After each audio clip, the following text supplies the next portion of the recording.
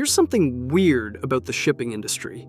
You'd think a massive container ship worth $80 million and capable of sailing for 30 years would be kept running as long as possible. These aren't fragile machines. They're built to survive hurricanes, cross oceans thousands of times, and haul hundreds of millions of dollars in cargo.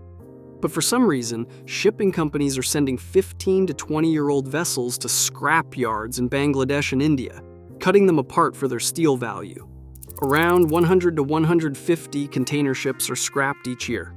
And in many cases, scrapping a ship that still works perfectly is actually more profitable than keeping it afloat. Yeah, it sounds like brain rot, but the economics behind it make a lot of sense once you see the full picture. To understand this whole mess, we have to start with one brutal truth. Running a ship costs money every single day, whether it is making you money or not. A typical container ship burns through $8,000 to $15,000 per day in operating costs. That covers crew salaries, insurance premiums, maintenance, port fees, and fuel for positioning. Even if the ship is sitting idle in a port waiting for rates to recover, those costs never stop. Crew wages and benefits alone eat up 20 to 25% of operating costs. Insurance adds another 5 to 8%. Routine maintenance for an older ship over 15 years old can hit 3 to 5% of the ship's value annually. For a $50 million vessel, that is $1.5 to $2.5 million per year just to keep it certified and seaworthy. When freight rates crash below break-even and there is no sign of recovery, every day that ship exists is just bleeding cash. So shipping companies are stuck with two choices: pay millions to keep a dormant asset alive, or send it to the scrapyard and cash out. Believe it or not, the second option is often smarter. So if keeping a ship alive is that expensive, then why is scrapping it so attractive? To understand that, we need to look at what a ship is actually worth when it is dead. A large container ship weighs between 10,000 to 40,000 light displacement tons. That is pure steel. When a ship arrives at Chattogram in Bangladesh or Alang in India, scrapyard buyers pay by the ton. As of early 2026, scrap steel prices are hovering around $405 to $445 per light displacement ton, depending on the vessel type and local demand. Let's do the math. A mid-sized container ship weighing 25,000 tons at $425 per ton generates roughly $10.6 million in scrap value.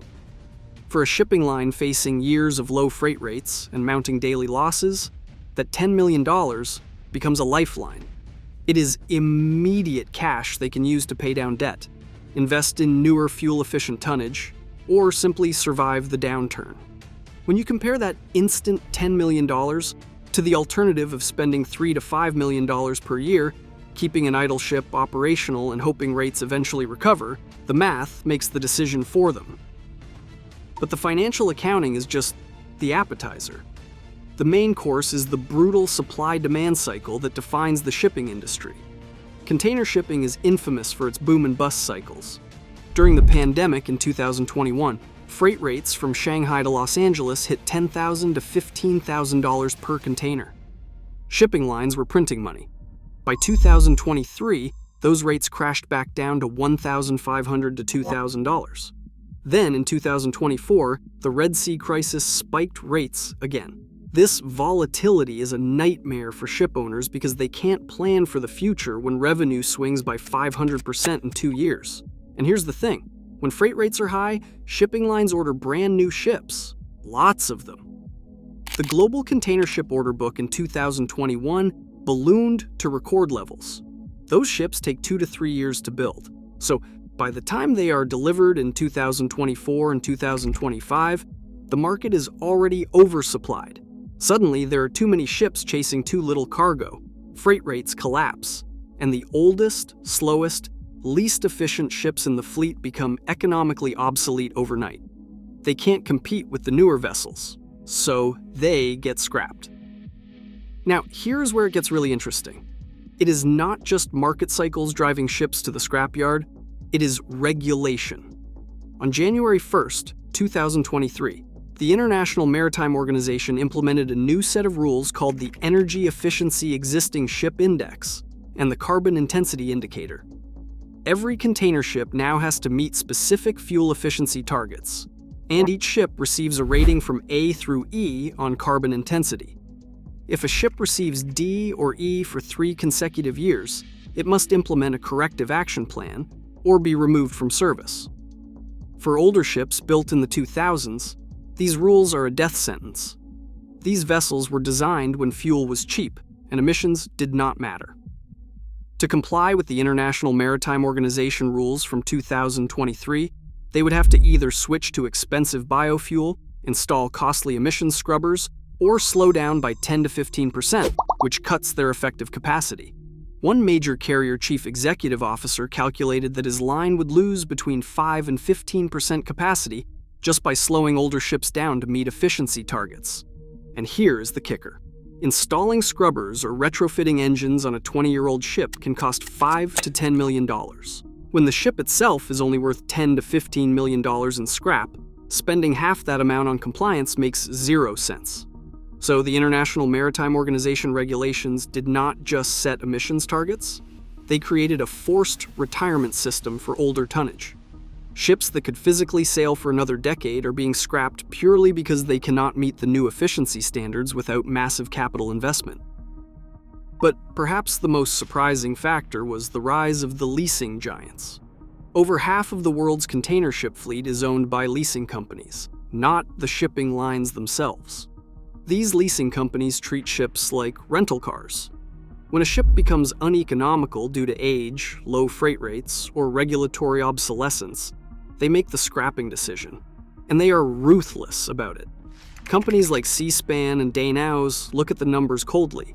If a 17-year-old ship is generating $12,000 per day in charter income, but costing $15,000 per day to operate and maintain, that is a $3,000 loss per day. Over a year, that is a $1 million loss. But if they scrap it now and collect $8 million in steel value, they can redeploy that capital into ordering a modern, fuel-efficient vessel that will command premium charter rates. For them, it is not an emotional decision, it is pure financial optimization. This is where the shipping industry plays their ace card. They are not sentimental about steel. A ship is just an asset, and when that asset becomes a liability, it goes to the beach in Bangladesh. Let me give you a sense of scale here. The ship recycling industry in Bangladesh, India, and Pakistan handles hundreds of vessels every single year. In Chattogram, Bangladesh, entire beaches are lined with massive ships being cut apart by hand. Workers use blowtorches to slice through steel plates, cranes to lift sections weighing dozens of tons, and trucks to haul the scrap to steel mills. Bangladesh produces around 7 million tons of steel products annually, and over 4.2 million tons of that comes from imported scrap and recycled ships. That scrap steel gets melted down and turned into rebar for construction, reinforcing the buildings and infrastructure across South Asia. So when a shipping line scraps a 20-year-old container ship, they are not just destroying an asset, they are feeding a massive secondary steel market that keeps construction costs down across the region. And because global scrap steel prices have been climbing in 2026, driven by demand from Turkey and India, the scrap value of ships has actually increased. Ships that might have been worth $350 per ton in 2023 are now fetching $425 to $445 per ton. That is a $3 to $4 million difference that can be the deciding factor between scrapping now or trying to survive another year of low freight rates. So what is next? The scrapping cycle is accelerating. Analysts predict that from 2025 to 2027, we will see a wave of older container ships hitting the scrapyards as International Maritime Organization regulations tighten further and new ultra-efficient megaships enter service. Shipping lines are already pivoting toward dual-fuel vessels that can run on liquefied natural gas or even ammonia, cutting emissions by 50% or more. These new ships will make the current fleet aged 15 to 20 years look like dinosaurs. At the same time, the scrapyard industry itself is evolving. Bangladesh and India are investing in safer, more regulated ship recycling facilities to meet international environmental standards. And there is growing pressure to recycle ships in a way that recovers not just steel, but copper, aluminum, and electronics for reuse. But until freight rates stabilize and regulations stop accelerating, the weird truth remains. Sometimes it is cheaper to turn a $50 million container ship into 25,000 tons of scrap steel than to keep it sailing. So, next time you see a massive container ship gliding into port, remember that vessel is on borrowed time. It is not just battling storms and pirates. It is fighting against daily operating costs, oversupply cycles, and efficiency regulations that can make it obsolete overnight.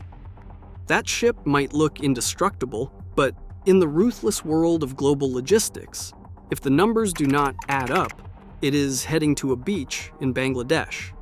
Let me know in the comments what you think about the shipping industry's scrapping strategy.